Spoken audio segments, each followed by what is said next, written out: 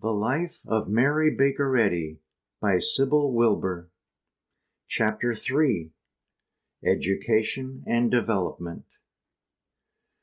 Though we instinctively give heredity and natural environment a close scrutiny and respectful consideration in viewing a character, we still behold how destiny strikes through circumstances and, grasping a life, drags it root and all from its soil and culture to replant it for its great development.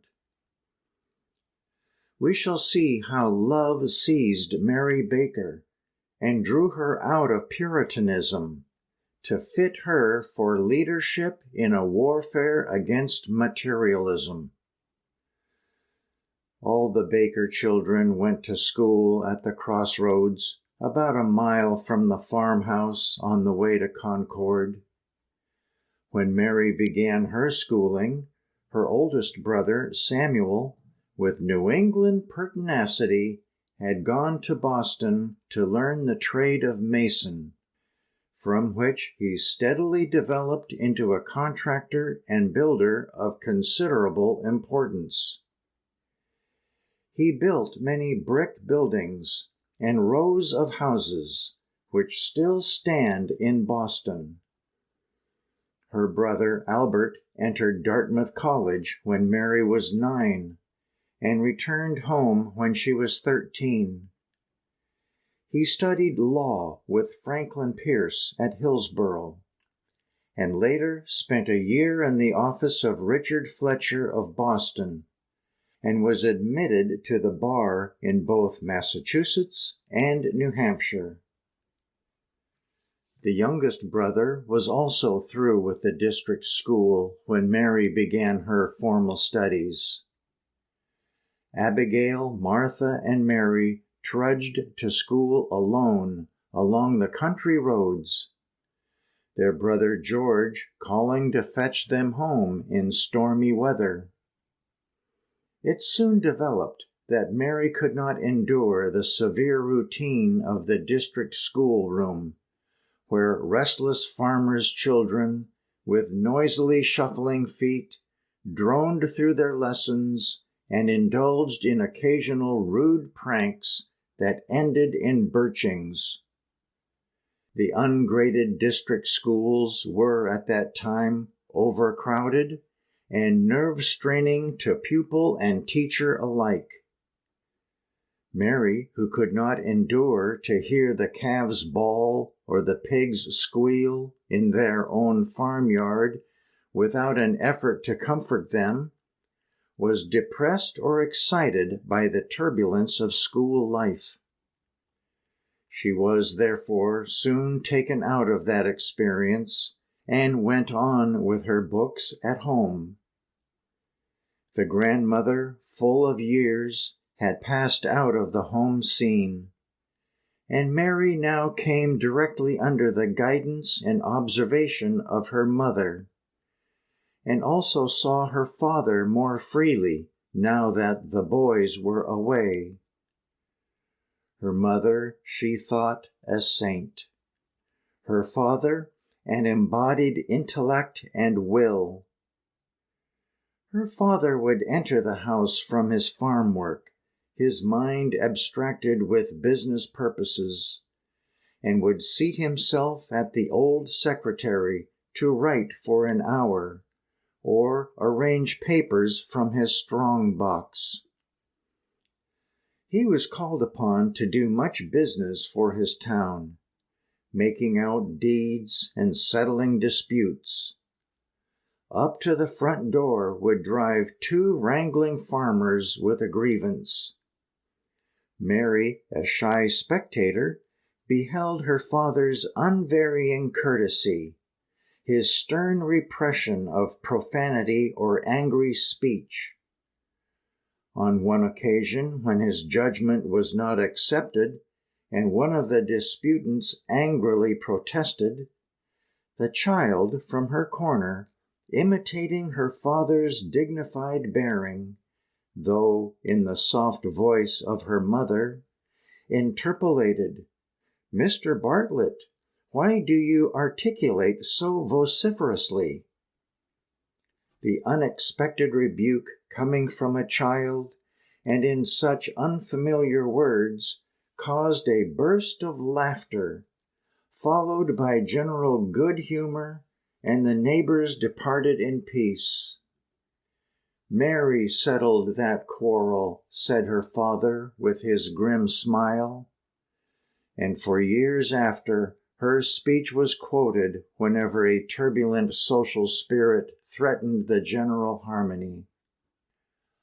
Often the minister from Pembroke, Priest Burnham, as he was called, the man who was active in founding Pembroke Academy, would drive up to the farm to discuss with Mark Baker church matters, prolonging his visit to elucidate the faulty doctrine of a rebellious parishioner. Condemning all such to eternal judgment with theological satisfaction, the clergyman would offer prayer, after which, before departing, he would accept with benign graciousness the hospitality Mr. Baker would offer him at the corner cupboard. Mary watched such scenes with the gravest interest and remembered them vividly in after years, not without a peculiar relish of humor. Her father was a great churchman, and often visited backsliders with this same Priest Burnham to labor with them in matters of conscience, and presently she herself became the object of such solicitation. Among the visitors that came to their home was Governor Benjamin Pierce. He had served through the Revolutionary War and the War of 1812, and attained the rank of Major General. He was twice governor of New Hampshire. Mark Baker was chaplain of the state militia and a figure of some consequence in politics. Their politics were congenial, both being ardent Democrats and advocates of states' rights. The old general sometimes brought with him on his drives to Bow his granddaughter, Fanny McNeil, who was related to the Bakers through her father. And while Mark Baker and the governor talked politics, the women discussed more congenial topics. Mary liked best to listen to the weightier conversation, especially when it touched the welfare of someone dear to her heart.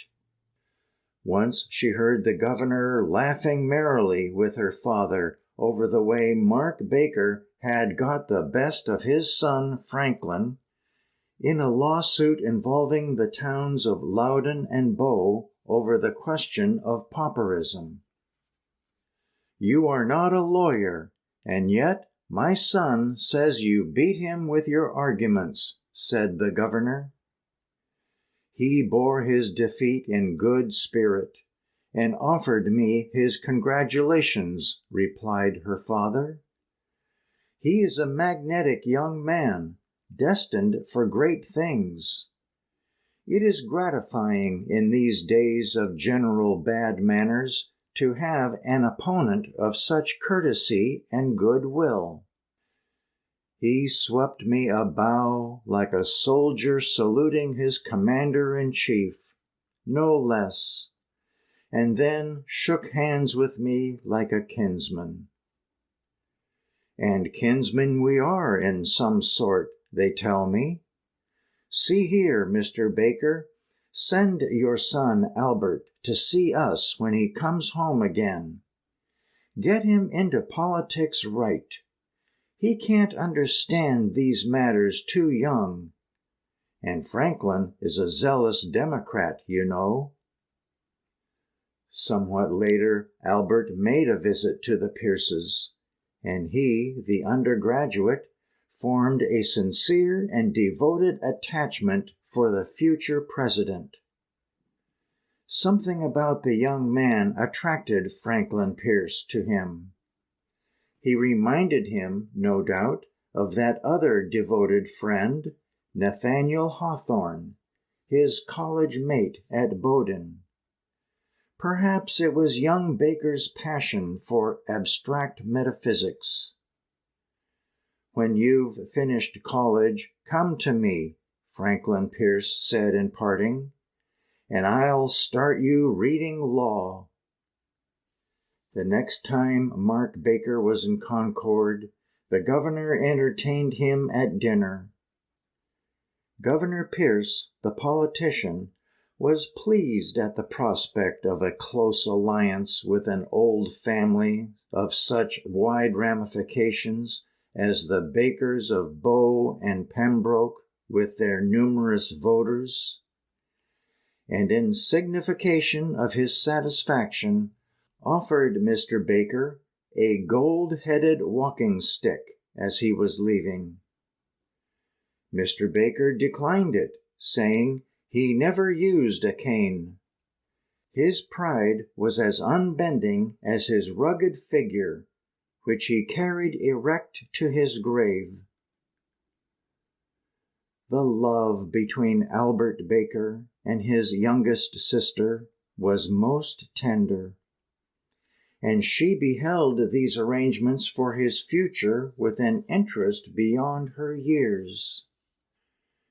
She had seen him leave for college with a pang of desolation, and now with what impatience she watched, with face pressed against the pane, for his first return home. When he finally came, he caught her up, the frail little girl of 9, and set her once more on his shoulder to queen it through the house. "Mother," he said, "Mary is as beautiful as an angel." "Well, my son," said the good mother, "she is as gentle and sweet-tempered as one." "Now, little sister, tell me about the books," was his first question when he had kissed her cheeks and stood her before him at the old secretary. "Have they let you have the books again?" Vibrating with the bliss of having again with her this beloved brother, she leaned upon his breast and looked up into his face with eyes like dewy violets. She clasped and unclasped her hands around his neck and nestled to his heart. The excess of her emotional nature disquieted him vaguely. Here was no farm girl's prosaic temperament. "Now tell your brother," said he, holding her gently, for he felt again what he had forgotten, how fragile and gentle she was, how like a flower that might be crushed. It was a moment of rare intimacy, such as seldom occurs between members of the same family, except with highly organized natures. It was, moreover, a moment which yielded important results in her after life. Standing before him, she explained all her heart with shy candor, how it was that she loved him so, because he was brave and honorable and a scholar. How she recognized his bravery, because he had persisted in his determination to go to college, and his honor, because he had never cried out against the hardship of labor that went hand in hand with his studies. "And I want very much to be a scholar too," she said. "A scholar? And why, little sister?"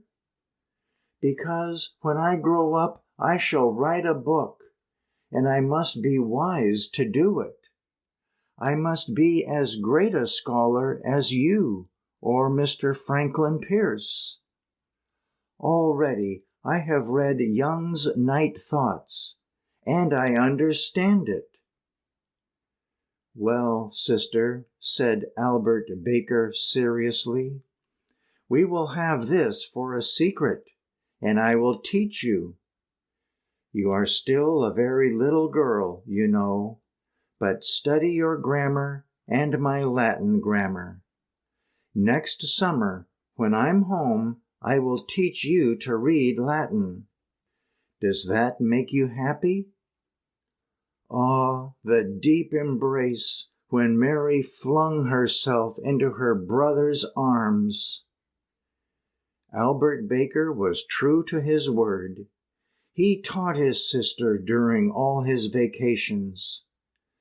Mrs. Eddy has said that at 10, she was as familiar with Lindley Murray as with the Westminster Catechism, which she had studied with her sisters every Sunday since her babyhood. During the 4 years of her brother's undergraduate work, she read with him moral science, natural philosophy, and mastered the Latin, Greek, and Hebrew grammars. He was an able teacher, and she an apt pupil. A friend wrote of him after his death that he was fond of investigating abstruse metaphysical principles, and schooled himself by intense and incessant study. Mary corresponded with her brother and also with her cousin, who was at college, and her fame gradually spread as a young prodigy of learning, whose writing fell naturally into poetry, and whose thought was forever brooding on spiritual matters. In spite of her intelligence, Mary Baker's spiritual experiences continued to be grave and unusual, as had been her voices. She was what her family thought morbidly devout, reading her Bible with absorbed interest, making its characters the familiar friends of her mind. When she discovered that Daniel prayed 7 times daily, she formed the habit of doing so likewise. A curious fact is that she kept a record of these prayers in order to examine herself from time to time, to learn if she had improved in grace. This was kept up through a number of years, and was doubtless her first effort at composition. Her phrases were formed on the style of the psalmist and the prophets. So, when with his cousin, Albert commented on the unusual diction of Mary's letters, he declared he could only account for it by the habit she had of constantly reading her Bible, and writing and rewriting prayers in emulation of David. Her religious experience reached a grave crisis when she was 12 years of age, though she did not unite with the church until 5 years later at Sandbutton Bridge. While still in Bow, writing and studying, her father's relentless theology was alarmed at her frequent expression of confidence in God's love. He held to a hard and bitter doctrine of predestination and believed that a horrible decree of endless punishment awaited sinners on a final judgment day. Whether it was logic and moral science taught her by her brother, or the trusting love instilled by her mother, who had guided her to yield herself to the voice of God within her, Mary resisted her father on the matter of unconditional election. Beautiful in her serenity and immovable in her faith, the daughter sat before the stern father of the iron will. His sires had signed a covenant in blood, and would he not wrestle with this child who dared the wrath of God? And well, he did wrestle, and the home was filled with his torrents of emotion. But though Mary might have quoted to him her own baby's speech, she was too respectful, and his vociferations went unrebuked. It is a remarkable thing to note, the conscience of a child in defense of its faith. Can anyone suppose it an easy thing to resist a father so convicted with belief in dogma? A father, too, whom all their world honored and heeded? We may be sure it was not easy, that indeed to do so tortured this little child's heart.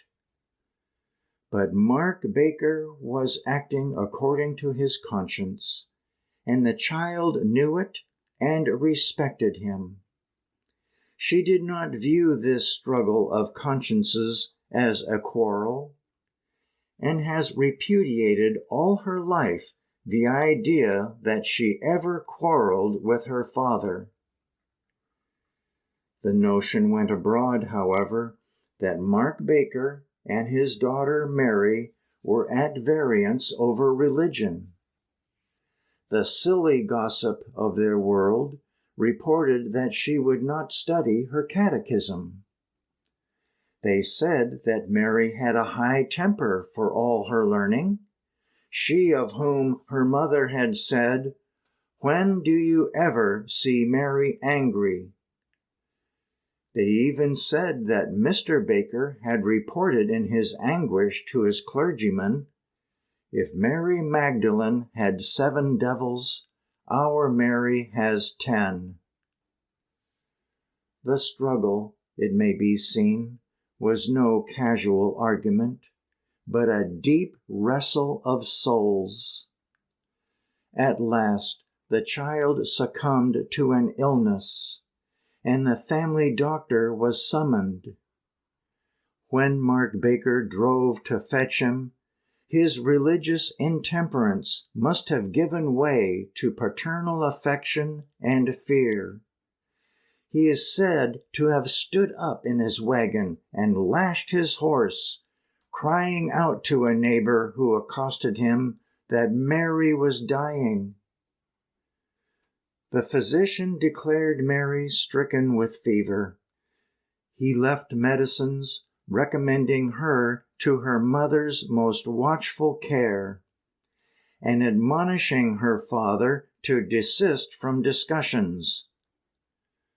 Mrs. Eddy says of what followed, "My mother, as she bathed my burning temples, bade me lean on God's love, which would give me rest if I went to him in prayer, as I was wont to do, seeking his guidance. I prayed, and a soft glow of ineffable joy came over me. The fever was gone, and I rose and dressed myself in a normal condition of health.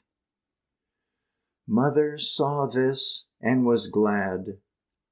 The physician marveled, and the horrible decree of predestination, as John Calvin rightly called his own tenet, forever lost its power over me."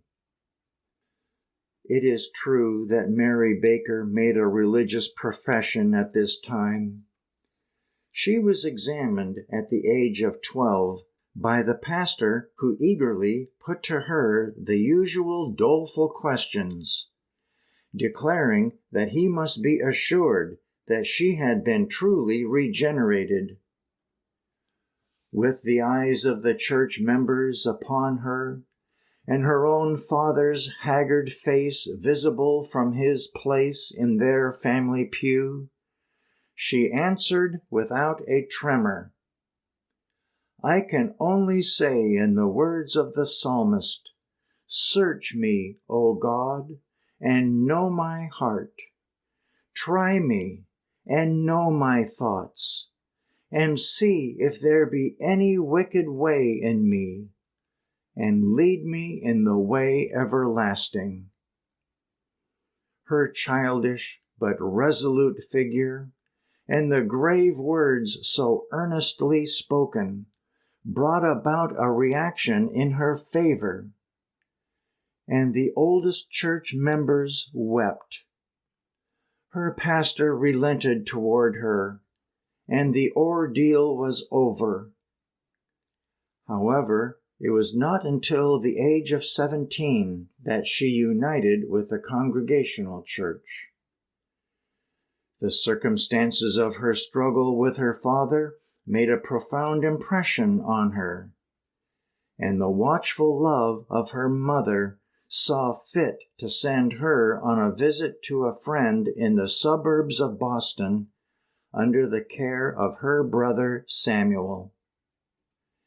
These friends received her with kindness and sought to draw her thoughts away from serious questions with bright entertainment and pleasant diversion.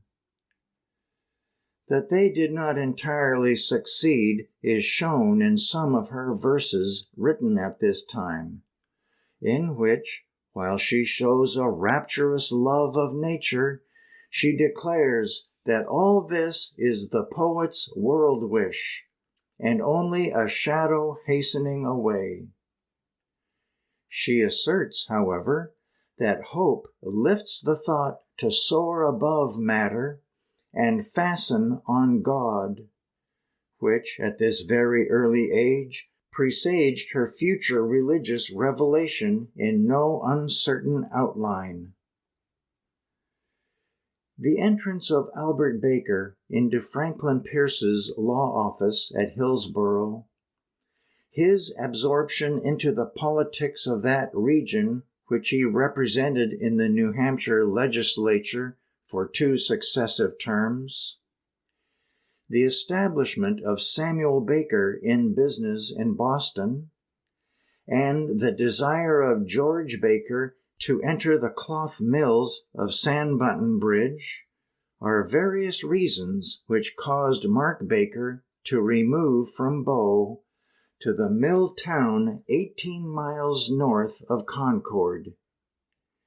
He relinquished his share of the title in the Bow property to his brother's children and bought a farm about a mile from Tilton.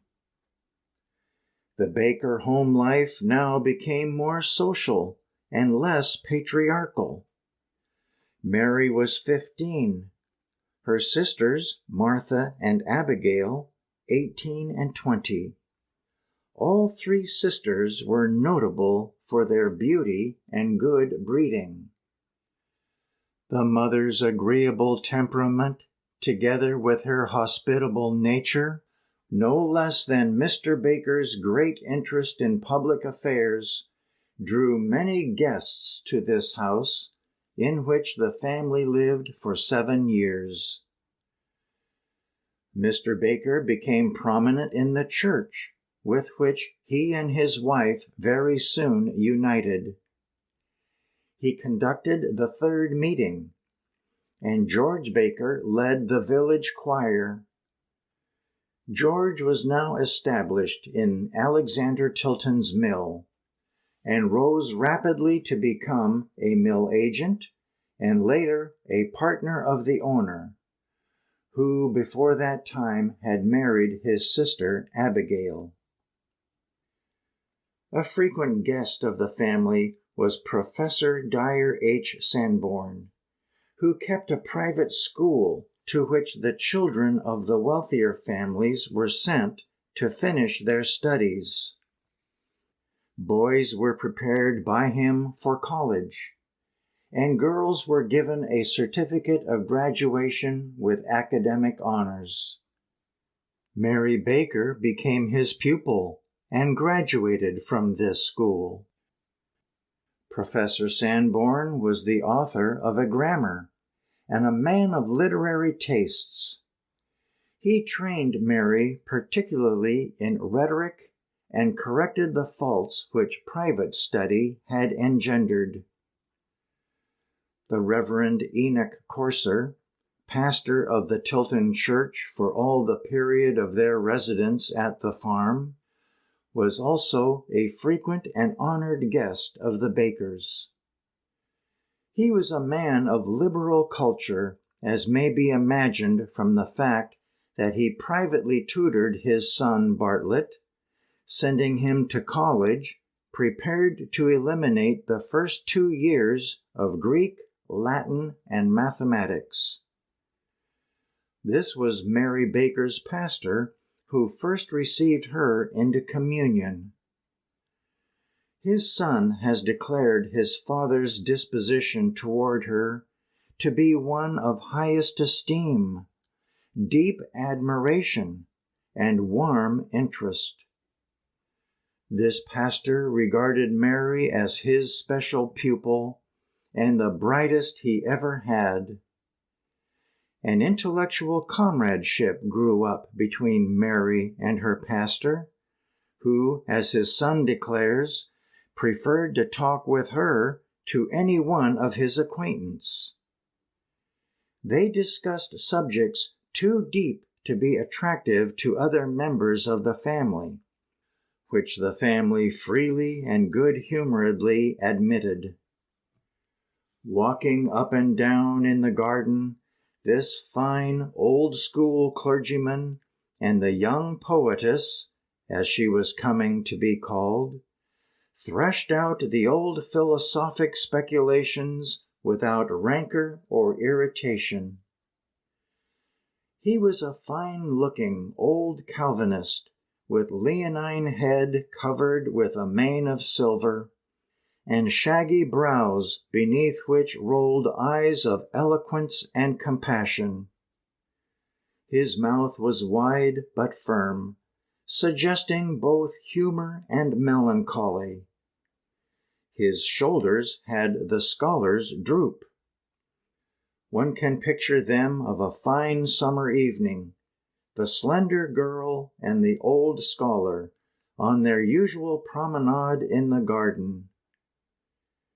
She must have declared to him something from her philosophy, perhaps that one drop of divine love melted his eternal hells.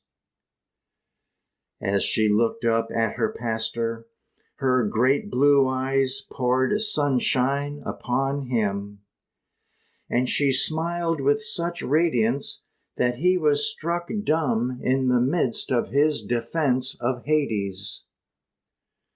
They would be by the willows, which still remain, all that is left of the old place, and below them rolled the valley with the village nestling there in the summer twilight. "Mary, your poetry goes beyond my theology," cried her pastor. "Why should I preach to you?" As they turned, they encountered his son Bartlett and Abigail. For Bartlett was a suitor for Abigail's hand, and she once pinned a rose on his coat in this garden. It is possible that both men were uplifted as they walked down the hill from the Baker home, and that it was then the father, halting his son with a hand on his shoulder, declared to him what he at some time certainly said: "Bright, good, and pure, aye, brilliant. I never before had a pupil with such depth and independence of thought. She has some great future, mark that. She is an intellectual and spiritual genius." The young man may not have marked it then, absorbed in his thoughts of the other sister, but he lived to remember it, and to pay tribute to that genius by recalling his father's words. He never married or entered a profession. His father left him well off in lands and money, and with his 2 maiden sisters he lived for years at Boscawen, a village between Tilton and Concord, made famous by Daniel Webster. He was a country gentleman of literary tastes and hospitable habits. Abigail, after rejecting him, married Alexander Tilton, a wealthy mill owner, and became the great lady of the town. Martha, after teaching for a time in the academy, married a state warden. While Mary was attending the academy, an incident occurred which is still related by old residents of Tilton. A lunatic escaped from the asylum at Concord, invaded the schoolyard, brandishing a club and terrifying the children who ran shrieking into the house.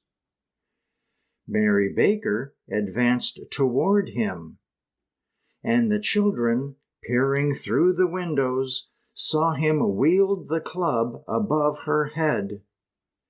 Their blood tingled with horror, for they expected her to be struck down before their eyes. Not so. She walked straight up to the man and took his disengaged hand. The club descended harmlessly to his side. At her request, he walked with her to the gate, and so docilely away. On the following Sunday, he reappeared and quietly entered the church. He walked to the Baker pew and stood beside Mary during the hymn singing. Afterwards, he allowed himself to be taken in charge without resistance. Mary Baker must have been a gladsome sight in that grim old meeting house. She has been described as slender and graceful, with a shower of chestnut curls, delicate, refined features, and great blue eyes that, on occasion of unwonted interest, became almost black. She wore a fashionable mantle over her silk gown, and the bonnet of the period, which came around her face, relieved with a delicate ruching of white. Her curls escaped from the bonnet, and shaded cheeks which were so glowing they rivaled the rose.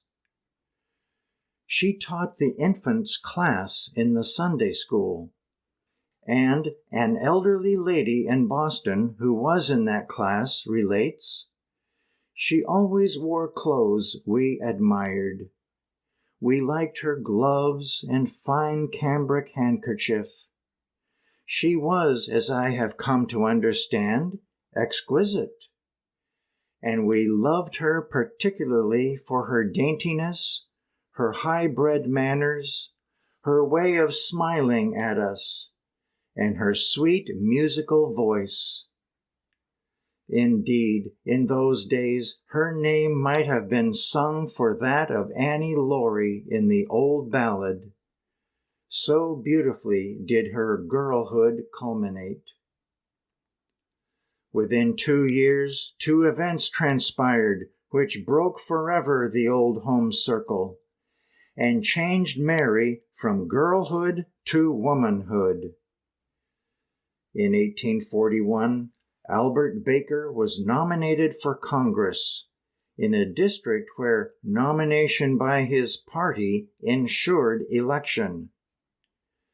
Before that came to pass, he died at the age of 31.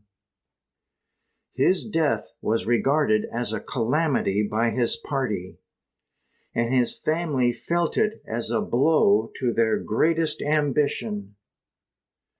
Of Mary's grief, it is sufficient to say that this brother was, after her mother, the dearest of her kindred.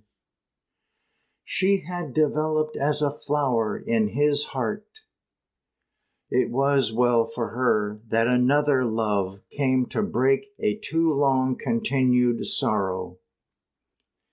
George Washington Glover, formerly of Concord, had been associated with Samuel Baker in Boston, and with him learned the first step in his profession, that of a contractor and builder.